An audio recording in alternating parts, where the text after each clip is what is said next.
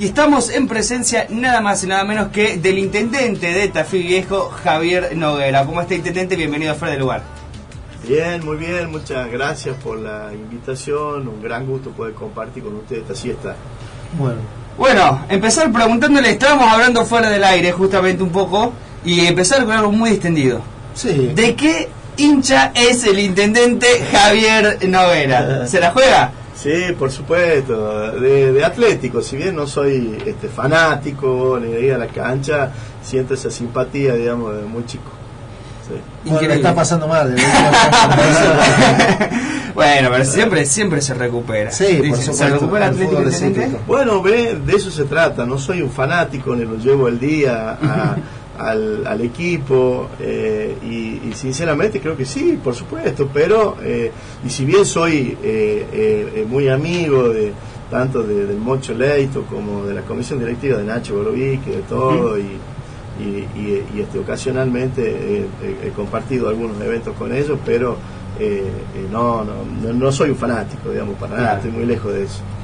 Bueno, y ahora empezar ya a arrancar con lo que está pasando justamente, y lo que ha pasado en la semana, y lo que se empezó a hablar justamente de lo que tenga que ver con la ley de comunas. Explicar un poco qué es esto justamente que se ha empezado a hablar y qué es lo que se está proponiendo.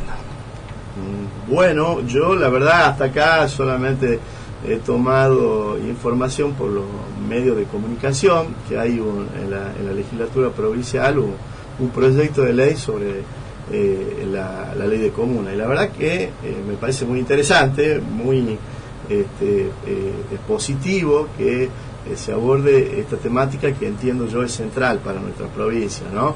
Sí, acá hay que, para el oyente, para que entienda un poquito de qué se trata, porque por ahí uno puede hablar en abstracto. Se trata de más del 85% del territorio provincial. Miren, imagínense, Tucumán ya es una de las provincias más chiquitas del país. Bueno, el 85% de su territorio y 400.000 tucumanos viven en comunas rurales. Son 93 las comunas rurales. Es decir, esa es la realidad, digamos, de nuestra provincia. Esa área tan impactante desde el punto de vista territorial y también desde el punto de vista poblacional está manejada, digamos, por comunas rurales, que son organizaciones gubernamentales que solamente disponen de un delegado comunal y de un habilitado para funcionar. Hay comunas rurales de 300, 400 habitantes, y hay comunas rurales dentro de estas 93 de más de 30.000 habitantes en este momento. Y ambas situaciones, es decir, de las comunas que tienen que atender muchos vecinos como de aquellos que tienen que atender muy poquitos vecinos, claro, tienen la misma ley y los mismos funcionarios. ¿Se entiende? Sí, sí. Es muy difícil gestionar una comuna de más de 30.000 habitantes solamente con un habilitado y un delegado comunal. Claro. Es necesario, digamos, en esos casos ya, en muchos de esos casos ya, en mi criterio, transformarlos en municipios.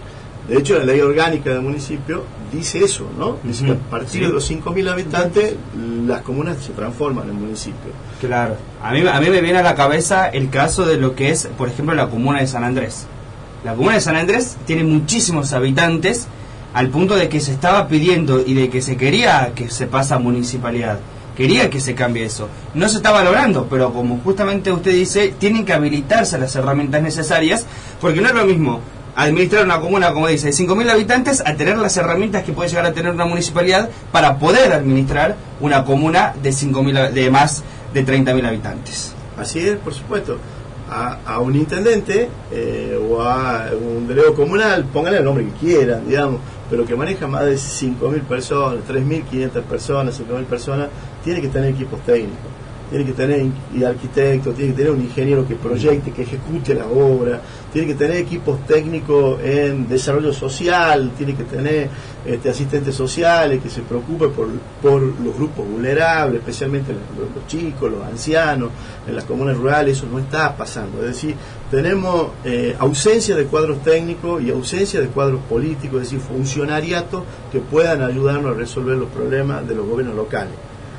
La eficacia del Estado, que el Estado llegue, que le dé solución a la gente en el territorio, depende de las organizaciones locales, de los gobiernos locales, de los municipios, de las comunas, de qué tan eficaces son a la hora de resolver los problemas.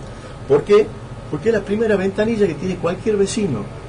Va al municipio y pide cualquier cosa, lo que sea, y el municipio tiene que tener herramientas para resolver los problemas que el vecino le está planteando. Eso es así acá como en la China. O sea, el problema está en que acá venimos muy atrasados con esta legislación vinculada a las comunas. Imagínense ustedes que antes del el 95, recién digamos con la elección en la época de José Alperovi, por primera vez se eligen democráticamente a los delegados comunales. Claro, totalmente. Antes era una delegación del Ejecutivo, venía el gobernador y decía va a ser fulano, mengano, sultano, perengano. Un funcionario más. Claro, un funcionario más. Sí. Recién a partir del 95 se crea, digamos, en realidad en virtud de la reforma de la Constitución del 90, la figura de el comisionado comunal.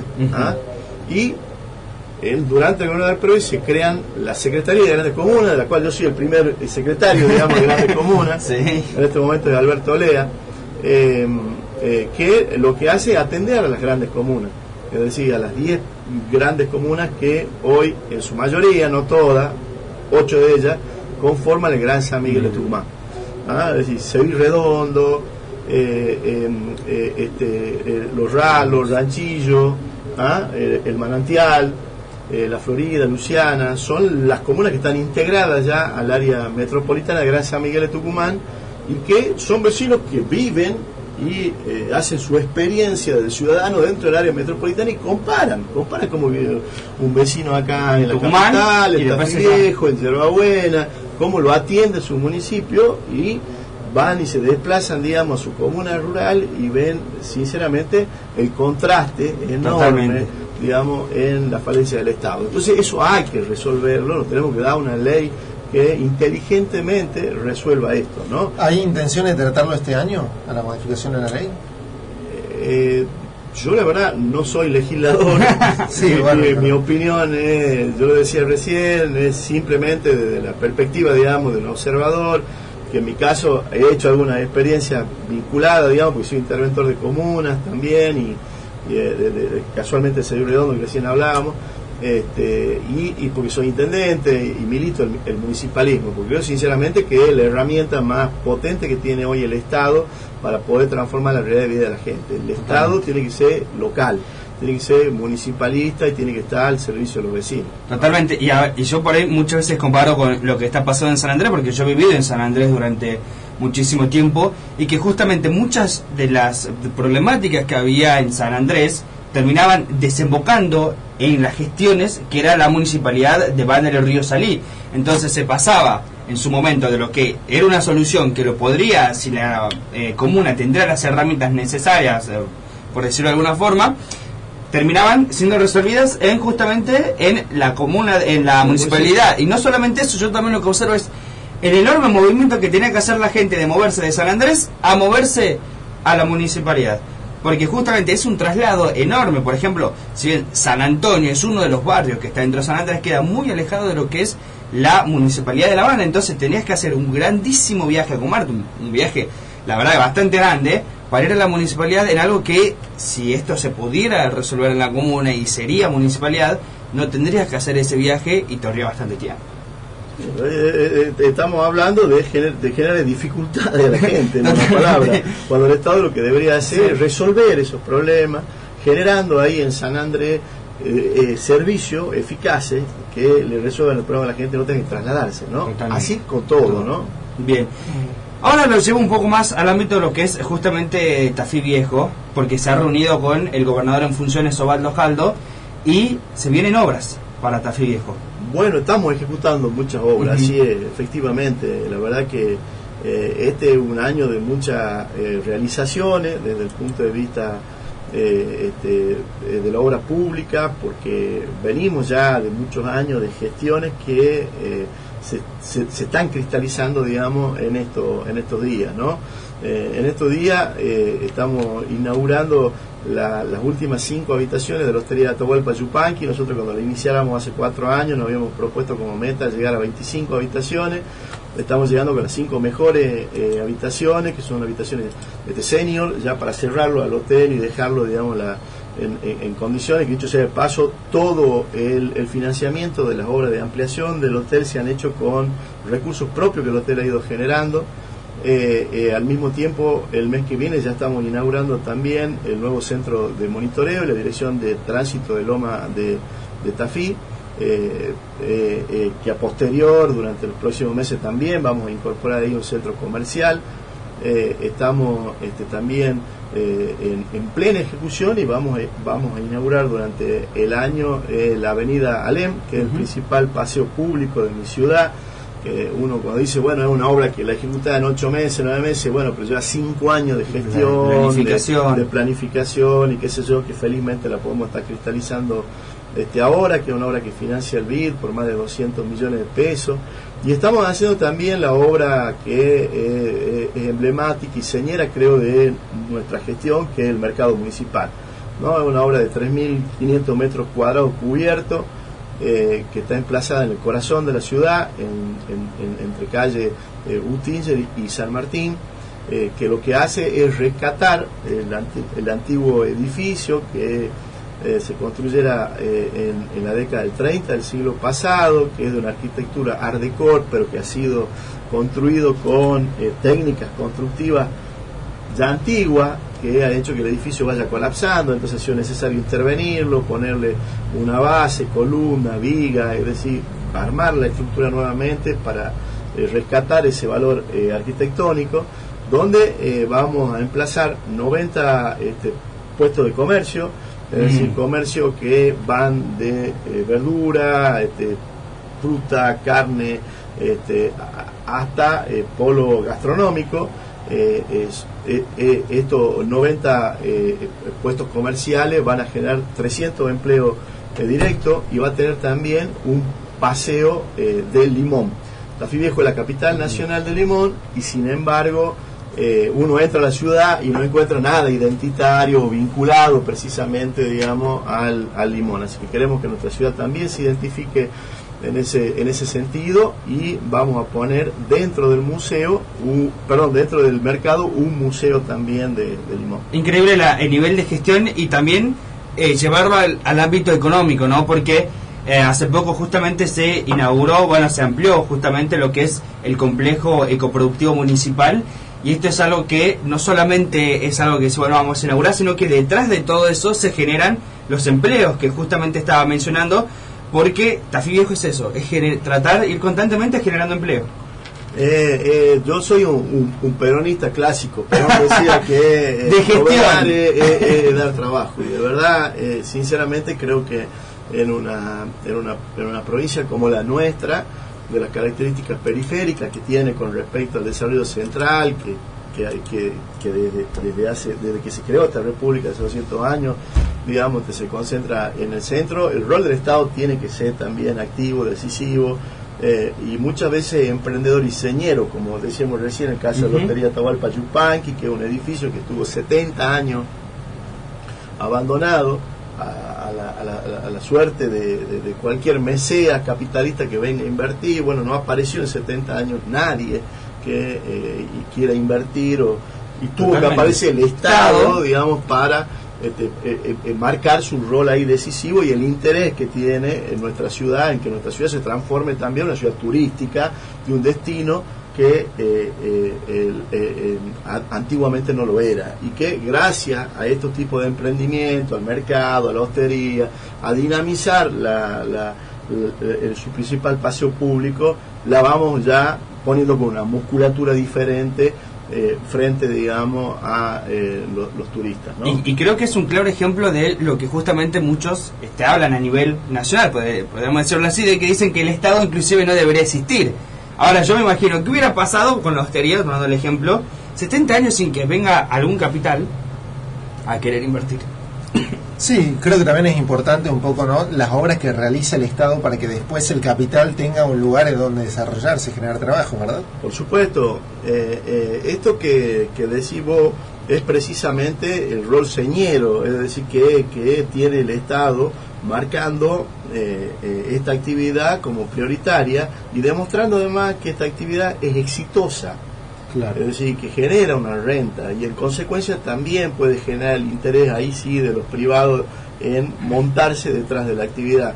Y es eso lo que aspiramos, ¿no? Cuando el gobernador de Santiago ponía en marcha el emprendimiento turístico en Terma vinculado a la carrera de motos, ¿no? Sí, sí. Muchas veces el desde acá, MotoGP. el MotoGP, muchas veces desde acá se lo miraba y decía, ¿cómo va a ser? Va a gastar tanta plata en eso. Bueno, esa inversión señera del Estado en esa pista transformó radicalmente Termas del Río Hondo, hizo que se categorizara hacia arriba en todos sus emprendimientos privados y obligó a los privados a invertir y a ponerse a tono con semejante inversión que había hecho el Estado. Y al día de hoy, la provincia de Tucumán se está beneficiando también con la autopista a las termas como una de esas consecuencias de la acción dinamizadora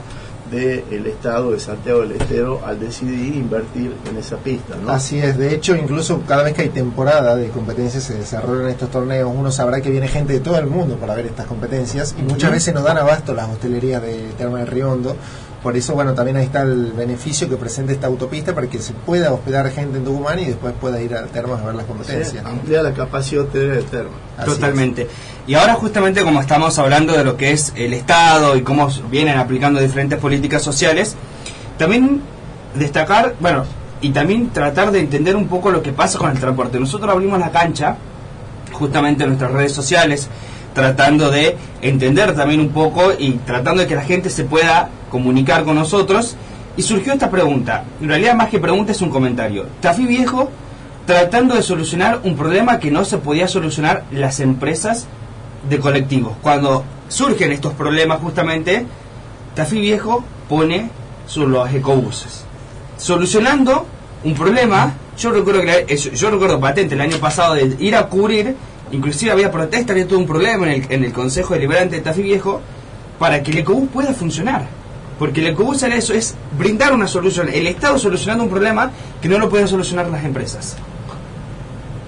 Así es, y tiene que ser el Estado porque el Estado es el garante de la realización de todos los ciudadanos de sus derechos humanos. ¿Qué quiero decir con esto?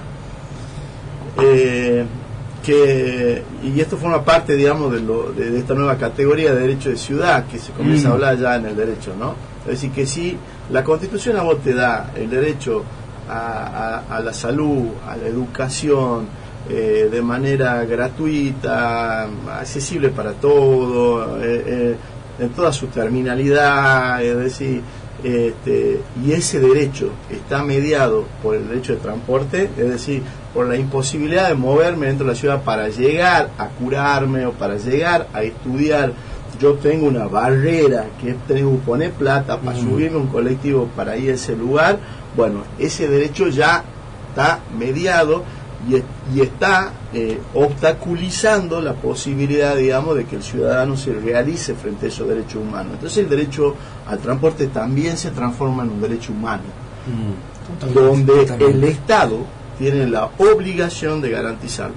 Mira, yo le doy un ejemplo, porque acá hay mucha gente que opina, y opina un poco sin saber, y opina también del capitalismo, de las leyes del mercado, y de cosas realmente que por ahí no se conocen. En Nueva York, el metro de la ciudad de Nueva York, que funciona los 365 días del año, las 24 horas, es estatal y es del Estado de la ciudad de Nueva York. Si alguna vez llega a tener un problema de una demora, de las características que sea el metro, suena al alcalde. Es decir, es responsabilidad directa del intendente.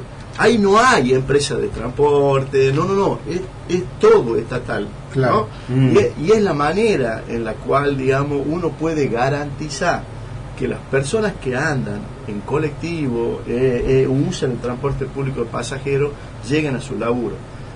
el 90% de las personas que se mueven, que hacen movilidad urbana, esto de acuerdo a, yo le di a todas las encuestas de origen y destino que hay en ciudades, las encuestas que miden cómo la gente se mueve dentro de la ciudad, el 90% de la gente que usa el transporte público de pasajeros son laburantes o estudiantes. Sí, es decir, totalmente. A esa gente de la que no hay que joder. 42 paros hemos tenido el año 42 pasado. paros, y con paros de más de un mes, en donde venirse en taxi desde Tafí Viejo es un dinero importante. 700 más. 700 pesos. Sí, es prohibitivo para una gran cantidad de la Es población. confiscatorio para el eso. sueldo. Es decir, no se puede sostener, digamos, un laburo así. Es imposible. Es imposible. Es decir, el transporte público es obligación del Estado. Ahora, que lo brinde a través de un privado, que lo brinde a través, digamos, por administración municipal, como lo hacemos nosotros de manera directa, claro, digamos, son variantes, podrá discutirse, pero no hay duda, incluso en el corazón del mundo capitalista, le vuelvo a dar el ejemplo de Nueva York, que el transporte público de pasajeros es público, es del Estado, y cuesta 2 mangos. Porque es así, porque tiene que ser así, porque quienes lo usan son laburantes, son estudiantes, son gente que está progresando, que si no va a laburar ese día no puede parar la olla, no come. Es decir, no se puede joder con esa gente, no se puede seguir con el sistema de transporte público de pasajeros como hoy lo tenemos convenido. Y lamentablemente tenemos un sistema de transporte público de pasajeros que tiene acá en la ciudad de San Miguel de Tucumán más de 60 años con el mismo modelo. Totalmente. Y ahora se está planteando poner el modelo, y justamente ya ha empezado la discusión a principio de año, y se planteaba con justamente el presidente del Consejo Deliberante de acá de la capital, tratar de cambiar y tomar el modelo de Salta, que es uno de los modelos de empezar a equiparar. Y Salta, justamente con lo que decía, funciona a las 24 horas el transporte público.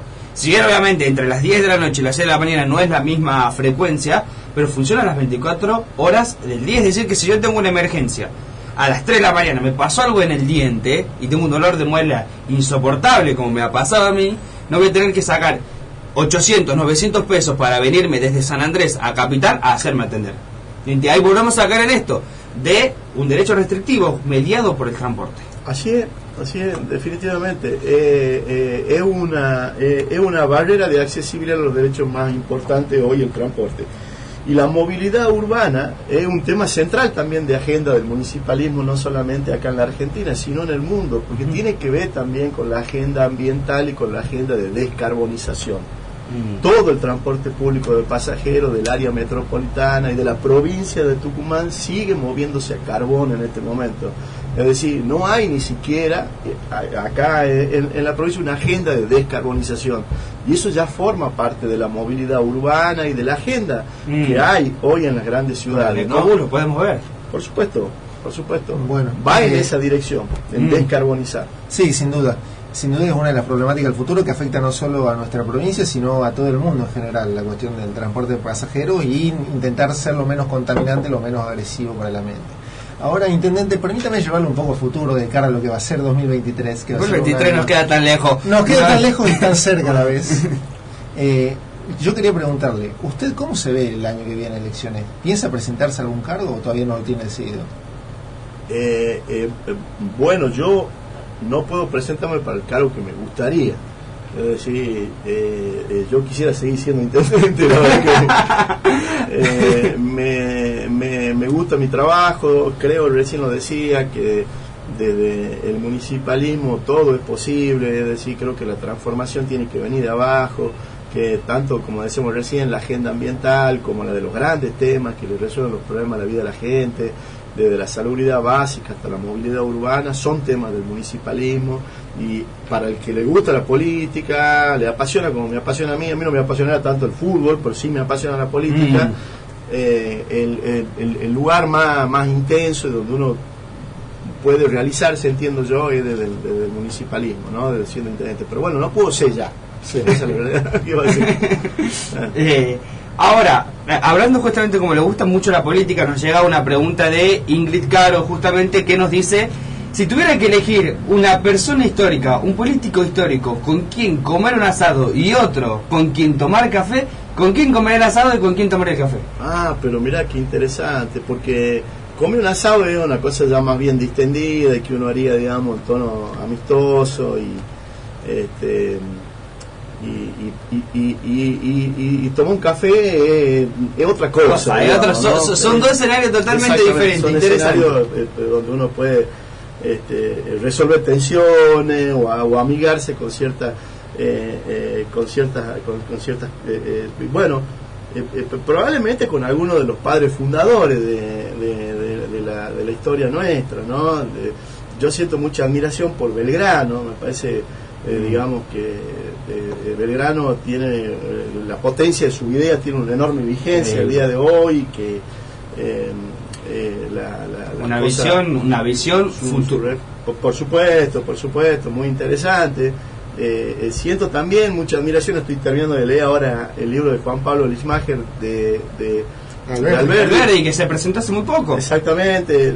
Yo, por mi formación de abogado, digamos, si bien conozco en profundidad sus pensamientos, por interés personal también en él, me parece también uno de los tipos más interesantes que ha iluminado, no solamente de la generación el más interesante de la generación del 37, sino me refiero al día de hoy, desde acá de nuestra provincia, ha sido un tipo realmente muy potente como Roca, ¿no? Es decir, por los cuales siento mucha admiración, así que con cualquiera de ellos comería un asado. Me encantaría, por supuesto. Y además teniendo en cuenta, por ejemplo, yo me imagino, o sea, sí. Y esta es una pregunta que me resultaba bastante curiosa, porque hablando de Belgrano, justamente a mí me tocó, yo estudié la carrera de historia también, además de terminar la licenciatura en Ciencia de la Comunicación, de cuando era guía histórico, como parte de las prácticas, empezar a entender las ideas de Belgrano, que él se sentaba y empezaba a carburar ideas. Y por qué uno en un asado empezar a sacar ideas de cómo ir cambiando determinadas cosas. Claro. Por ejemplo, una de las ideas que tenía justamente Belgrano era empezar a motorizar,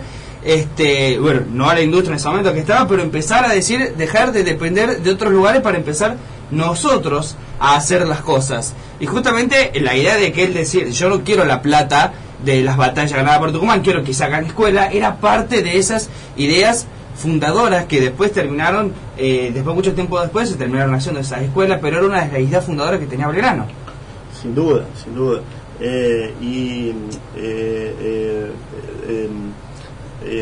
Creo también de que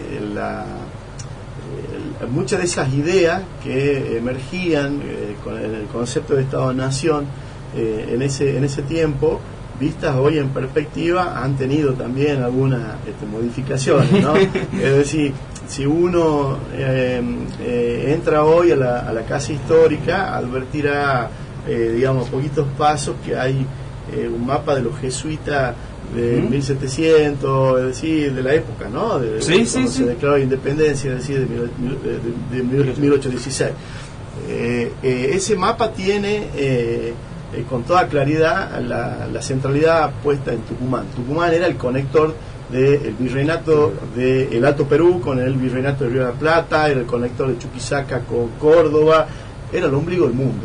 Era muy difícil imaginar, de solo ver ese mapa, cuál era el lugar, digamos, que había que ir, ¿no? Era el punto de contacto con seguridad donde todo convergía. Bueno, esa centralidad que ocupaba nuestra región, la provincia de Tucumán especialmente, en estos últimos 200 años se ha ido transformando en periferia, y cada vez mayor periferia. Entonces eso nos obliga también a nosotros, a los políticos tucumanos, a pensarnos desde esas periferias, ¿no? Y a pensar cuáles son nuestras demandas locales, cuáles son nuestras necesidades reales, y no las necesidades que nos vienen impuestas muchas veces del gobierno nacional, ya sea de mi signo político como de otros signos políticos, ¿no? Esto lo digo con absoluta sinceridad. Yo creo que asistimos ya desde hace muchos años a un gobierno que concentra sus decisiones en el área metropolitana del Gran Buenos Aires, en el AMBA. Y es lo que ha pasado justamente con el transporte, lo que se venía discutiendo desde hace mucho tiempo. No solamente se producen asimetrías vinculadas al transporte, una persona para moverse en Buenos Aires, el área metropolitana, gasta 2 mangos. Sí, 18 pesos creo que cuesta. 2 mangos, literalmente, 2 mangos. Y dispone de distintos medios de transporte, de trenes, de subterráneos, de colectivos de altísimo nivel tecnológico, sino que al mismo tiempo puede conectarse en toda el área metropolitana de Buenos Aires y tener conexiones, por supuesto, con todas las provincias del país. Esa simetría que se da con nosotros en materia de transporte se da en decenas de casos. Mire, yo le voy a decir, por ejemplo, el tema AISA. AISA, la empresa de agua y servicio del área metropolitana, el 85% de su presupuesto es plata del gobierno nacional. O sea, todos nosotros estamos financiando el agua y las cloacas de la capital federal y de su zona de influencia. Sin embargo, en nuestra provincia no tenemos eso. El Estado Nacional no nos da, digamos, recursos para la SAT. Claro. La SAT no se fondea con el 85% de la plata, como ninguno de los sistemas de agua y cloaca de ninguna de las provincias. Ese tipo de asimetría, de concentración de la renta nacional en esa región de manera tan injusta, en estos últimos 200 años ha venido acentuándose, es decir, cada vez ha sido mayor. Durante el gobierno de Macri hubo una intentona, felizmente fracasó, de pasar el puerto a la ciudad de Buenos Aires. Sí, Roca, ¿se acuerdan de Roca? Sí, había devuelto a las provincias, digamos, el puerto. Bueno, esto tiene una lógica lamentablemente decepcionante. Entonces es obligación para nosotros, los políticos tucumanos, pensarnos desde las periferias, entender no solamente estas asimetrías, sino tratar de corregirlas. Buscamos un mundo más justo, buscamos que nuestros hijos tengan igualdad de condiciones desde el punto de vista de su educación, de su salud, de su realización profesional el día de mañana con respecto a la gente que vive ahí. Y bueno, tenemos que pensarnos y encontrar la solución a nuestros problemas locales, no esperar enlatado, no esperar que nos resuelvan desde allá, digamos, los problemas de vivienda, de salud, de educación. Totalmente. Por supuesto. Bueno, igualdad de oportunidades, ni más ni menos. Ni más ni menos de poner en equilibrio la balanza. Sí, y ahora ya para pasar a otra parte de la entrevista, como le habíamos dicho que acá era un programa un poco más distendido y lo hemos tenido hablando largo y tirado sobre las obras de su gestión, queremos conocer un poco más de la persona que está más allá del cargo. Queremos hablar de Javier, no del intendente Tafí Viejo. Así que permítame preguntarle, ¿qué hace usted en su tiempo libre? Que imagino que es poco. Sí, la verdad. Bueno, trato de estar con mis hijos, de leer. Tengo pocas posibilidades, digamos, de ver películas, pero también trato de estar al día con alguna serie o película. Hago actividad física también, me tomo una hora al día para entrenarme. Muy bien. Ahora, una pregunta clave, porque acá hemos tenido diferentes funcionarios y por el momento viene ganando el mate amargo. Ahora, usted, mate amargo o mate dulce. Mate amargo, definitivamente. Sí. Y ahora, ya para ir un poco finalizando, estamos un poco corto de tiempo, ¿con quién se sentaría una tarde a tomar un mate? Decir, bueno, nos sentemos a tomar mate. Esto puede ser una persona viva. ¿Es una persona viva o un personaje histórico? Mira vos, qué interesante. Bueno,